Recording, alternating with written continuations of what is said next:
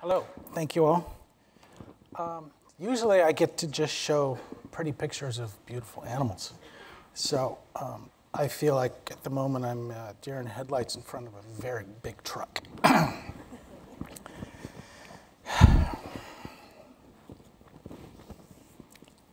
I was first introduced to the phenomenon of oceanic plastic when I saw it kill an albatross chick that I had come to know because I was spending a few months on Kiri Atoll, which is the most northwest island in the Hawaiian island chain. This island is 1,000 miles northwest of Honolulu. It's arguably the most remote place on the planet. It's the farthest from any continent, and it's if they drop you off, they say, well, we'll see you in a couple of months. And you don't see anybody until then.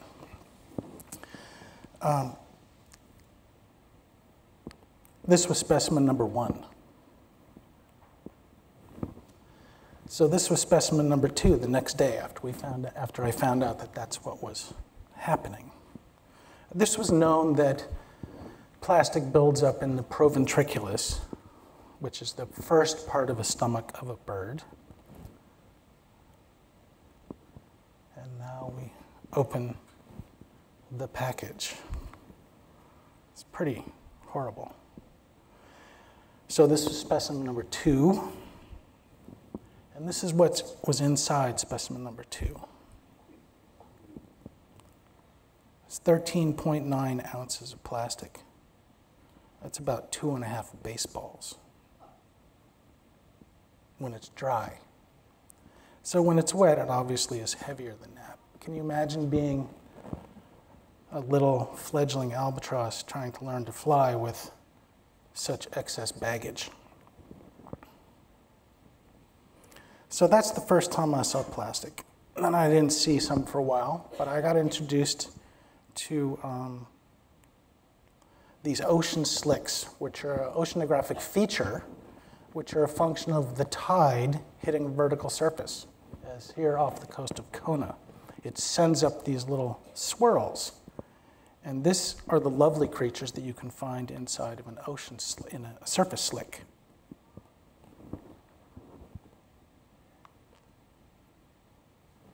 So this is when you go hunting inside of a surface slick for what the target of that magazine story was, which was marine microfauna. You can find things like baby swordfish. And this is what a surface slick looks from the inside. And next little thing is a video that my friend Stephanie Gordon made with some friends of hers who work for NOAA who study surface slicks. That's great. I think we're there. I think you guys should hit it. I like this part here. Yeah. It's really slicky. Going in. Going in.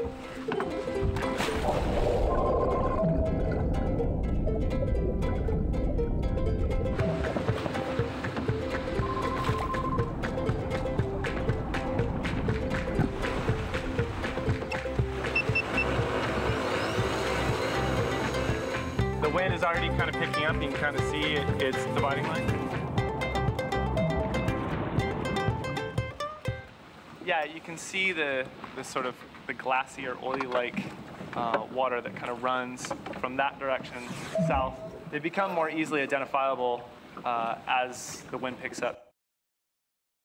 So these folks from NOAA, the National Oceanic and Atmospheric Administration, they work for the Fisheries Department.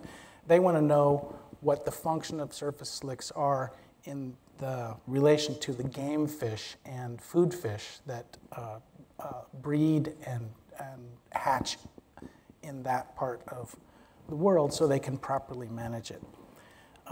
But then I was told about, because I was last year when the magazine was working on their single topic issue of plastic, there was a conversation that started that I wasn't able to, I didn't have the picture. I mean, I'd seen it, plastic, in the ocean, and what is the interaction of plankton and plastic. But I was able to, with the support of the National Geographic Society, to find that out. So I asked these guys, because I'd heard that they were finding plastic in the slicks.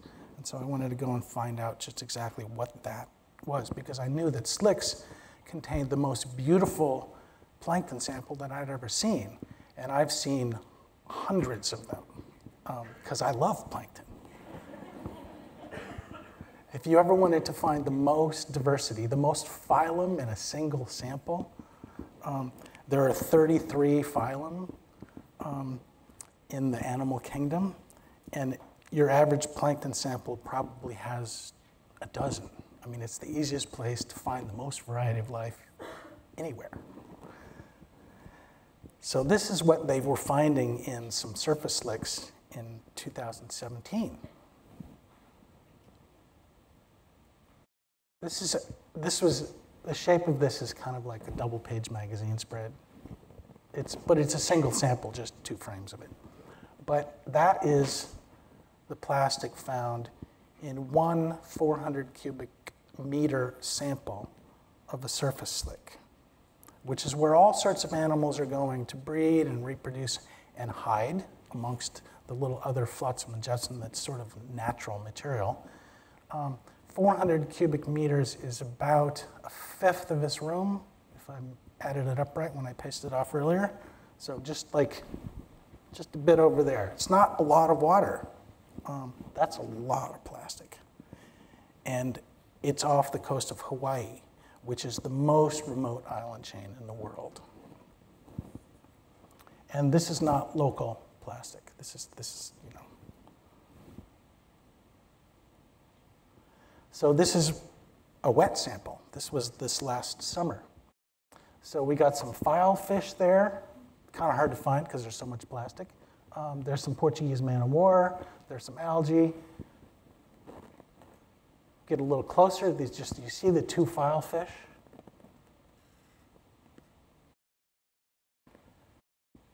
A little barnacle larva. Some larval crabs. Then we get even a little closer. That filefish is about 50 days old. He's 2.5 inches long.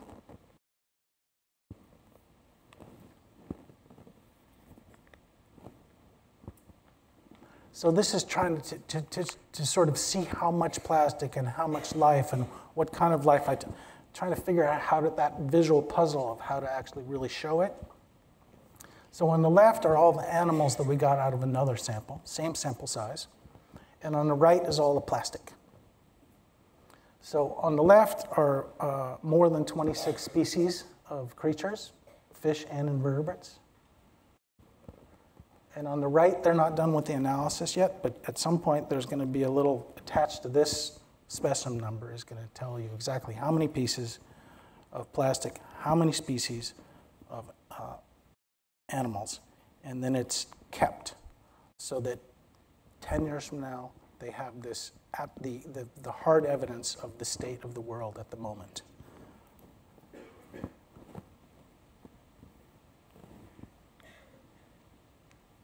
Here's another sample. This is the whole sample.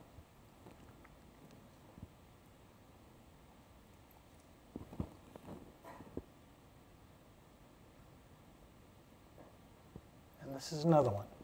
It's just over and over and over again. And they're not looking for plastic. They're actually trying to just survey. They're actually looking for the fish inside the slicks because they work for the fisheries department. But this is just what comes up. Thank you very much.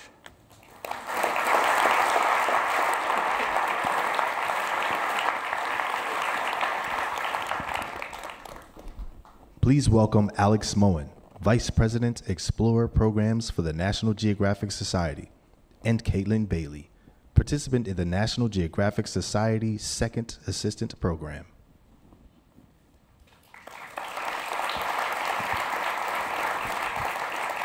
So, welcome everyone. Thank you for joining. I'd also like to make a shout out to our live streaming audience. So we've got people from the National Geographic family watching from all over. So thanks for joining this afternoon. We're going to shift a little bit. I head up our Explore programs here at National Geographic, and that's the team really focused on empowering our amazing network of grantees and of explorers. We do that in multiple ways through kind of elevation, through community engagement, and through capacity development, through leadership training. So I'm particularly excited to talk with David and Caitlin this afternoon about a very special program, our Second Assistant program, which pairs early career photographers with veteran top-tier photographers, sends them out in the field on a field assignment where they learn crucial skills, and this is really with the ultimate goal of kind of increasing the numbers of women and underrepresented groups in technical photography. So we're really lucky to have David and Caitlin, who participate in this program, here to share a little bit about this. So David, I'd like to start with you. Based on what you showed, is quite a kind of a technical basis in terms of your photography. Why were you keen on taking on an assistant or a second assistant? It seems that could be maybe hindrance rather than help. It's not a hindrance at all. I usually have a full-time assistant, and I don't at the moment, and I didn't last June either. But I was trained as an assistant. I was quite bad at school. And so I was told, find the best photographer you can and make yourself useful. So that was what I did, and that's my advice. So if, I understand, and the society, because of the size of the network, has access to aspiring, committed young people of a much broader group than I have access to. So now that I have access to share what I know in the similar manner to which I was trained, is that I was told not to say this, but when I first read this email, it's just like, okay, give me 2. I mean, offering an assistant? Yes, of course, thank you. No, it was wonderful. Yeah, but it seems like you're also kind of drawing back to, as you said, what you were able to experience when you were first starting out. Absolutely, yeah. I mean, it was a tremendous opportunity at the time, and it bore fruit, I hope. Caitlin, in your case, so did you have, going into this, like an idea of what a photo assistant does? What were you expecting kind of from the experience? So I'd never been a photo assistant before. I wasn't really quite sure what to expect, but I had a feeling that I would be carrying gear and stuff like that, and I was right, 14 Pelican cases right. But I knew that when I was offered this opportunity that it would not only be life-changing, but career-changing as well. And I'm so glad that I was right about that too. Great. David, so based on the photographs that you showed, can you talk a little bit about the process? What was this? My understanding was basically you had I saw some of the pictures behind the scene of this makeshift studio. What was that process like? Well, there's the taking picture, and there's everything it takes to do it. I mean, it takes, once you have the setup, which we set up the day before, so we're not trying to be in a hurry, and actually 2 days before, because where there's a light, there's a giant condenser lens underneath there to make all the edges show, so it's kind of tedious. It's serious pain, actually, because then the camera can't move, because it all has to be perfectly optically centered and all of that stuff. So there's a lot of prep, and I think exposing someone who's just starting out, the fact that we're in San Francisco, we're going to go do this thing here, and there's a lot to get there, and excess baggage, it's an issue. There's good ways and bad ways to deal with that, and then you're all set up, and then you have the sample. It's in a 5-gallon bucket, and it's all mixed together, and it's like you can't see anything, so you have to figure out how to sort it out. So every day, Caitlin, the first thing, we're sitting there waiting when they bring the specimen back, and it's like everybody dives in. You have to just take it apart. And so Caitlin's job because then I could sort of run around and sort of mother hen everybody to like, oh, we want that shrimp, but we need all of its parts. So like, get the spoon underneath it, don't pick it up with the tweezers kind of thing. So Caitlin would spend 3 hours sorting the specimen, and I would spend 10 minutes taking a picture of it. So I heard also as deal. part of this specimen selection process, though, that there were Portuguese men of war that you were having her take out with her bare hands. Was that part of it? That sounds a little abusive. I think you're It's like, so Caitlin, what was it like working? Wait, she's the trained marine biologist, not me. So what was it like then for you working in this environment? What do you think you kind of walked away with in terms of skills? Yeah, I mean, as a photographer and filmmaker with a science background, I've worked with animals like before, but I hadn't gotten to actually do that a lot as I pursued my photography career. So it was actually really fun to get to be that kind of not only just a photo assistant, but a lab assistant as well. Separating the plankton from the plastics and handling these 25 man-o-wars and stuff, and I really came away with a sense of appreciation for the authenticity that David has in his photographs. He's so meticulous about the tanks, about the photos. We had actually made petri dishes, and we had to make sure that they were smooth. One, so that the edges would not show up in the photos, but also so that the animals' antennae or legs would not get stuck, to help them and protect them, which I really appreciated, and from both a science perspective and as a photographer too. And David actually made a tank that was the same dimensions as the magazine page, which I thought was amazing, because if it ever gets printed, it is a life-size print of the sample. And people that don't get to see plankton, which is a majority of the population, I think that's powerful for them too. Mm-hmm. Mm-hmm. So David, in terms of apprenticeships are not necessarily unusual, but why do you think that this program fits a different niche? What's kind of different about it? I mean, usually, he's probably here on it, Varma. We worked together for 5 years. And part of what made that possible is he was a student at Berkeley at the very beginning, and then he had a way to keep his personal overhead very low, so I could afford to have him as assistant. And I live in San Francisco, and the rents are very high. It's difficult, and I don't,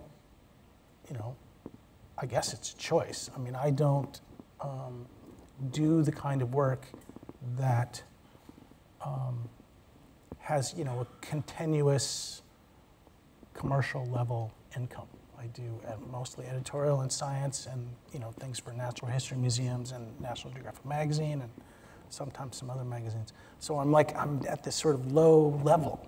So I need either a young person who doesn't need to make a lot of money, or opportunity to work with somebody who's subsidized via another mechanism. So it's useful. Yeah. And kind of going through this process, Caitlin, as you said, you have a background in film and photography as a scientist. Coming out of this experience and working with David, how do you think that is this changing in any way your perspective with regard to your career or even outside? Mm-hmm. Oh, yes. Oh, definitely. David and I talked a lot about representation, representing not only your subject in the most accurate light possible from the tiniest millimeter, but also representing yourself as an artist, as a photographer and filmmaker. You have to, when you're approaching, potential clients and stuff, to show them what you like to do and what you're good at. You know, like as an early career like filmmaker and photographer, I tend to try and go after any gig, you know, but you know, I don't, you know, but I want to. Let me clarify that piece of advice. Yes. Be careful what you say yes to, because you're going to get stuck doing it. That. Yes. Yes. But also, it's important to be open, because, you know, I kind of got here in a certain sense because somebody asked me to help take a picture of an endangered species. I was a commercial photographer photographing lipstick and makeup bottles in New York City. I don't know anything about that. So but it turned out to be wonderful that I just said yes. So we have about a minute left. I'd like to know from each of you, just, you know, I'm very excited about the program and what it can mean on multiple levels, both for the photographers as well as the early career photographers. Is there anything that you would suggest to improve it, to make it better? What would be something that we should think about? I would love it if it could be a little longer, because I think figuring out how to get started, you know, the logistics, the planning, I think I've done it the wrong way a few times, and I now know how to avoid that, I hope. But it's also the same formula doesn't ever work twice either. You really do have to be willing to, you make your plan, got all your ducks in a row, and then the world intervenes. You know, things are not the way that you thought they were going to be, and you just have to deal. And then after you're done taking the pictures, there's all of this stuff getting them ready for, you know, the magazine or whoever the client is,